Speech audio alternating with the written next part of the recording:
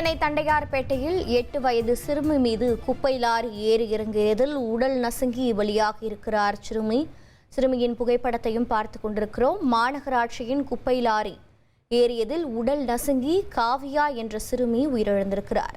விவரங்களை செய்தியாளர் நிர்மல் வழங்கிட கேட்கலாம். நிர்மல், வணக்கம். தற்போது இந்த விபத்திற்கான காரணம் என்ன?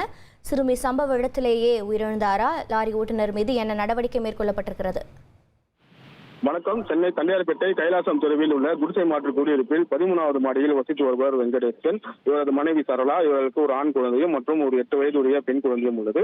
இந்த நிலையில் தனியார் பள்ளியில் படிக்கும் 8 வயது பெண் குழந்தை இன்று பள்ளிக்கு தாமதமாக சென்றதால் பள்ளியை விட்டு வீட்டுக்கு அனுப்பி வைத்திருக்கின்றனர். இதனால் தனது உறவினரை பார்ப்பதற்காக தனக்கு தெரிந்த நர்சிங் படிக்கும் மாணவியுடன் இருசக்கர வாகனத்தில் முன் சிலிண்டரை வைத்துக் கொண்டு பின்னால் அமர்ந்து கொண்டு சென்றிருக்கிறார்.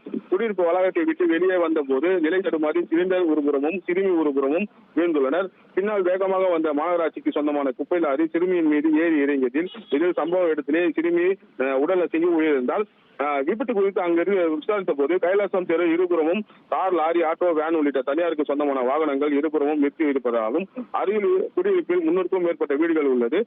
அங்கு ஒரு வேகத்தறியும் கூட அமைக்கவில்லை எனவும் சாலையை ஆக்கிரமித்து நிறுத்தி வைக்கப்பட்டிருக்கும் வாகனங்களால் அடிக்கடி விபத்து ஏற்படுவதாகவும் பலமுறை புகார் அளித்தும் போக்குவரத்து போலீசார் எந்த நடவடிக்கை எடுக்கவில்லை எனவும் தற்போது குடியிருப்பில் இருந்து வெளியேறி திரும்பும் போது பின்னால் வரும் வாகனம் தெரியாததால் இந்த விபத்து ஏற்பட்டு பரிதாபமாக சிறுமி உயிர் இழந்தது தெரிய வந்தது.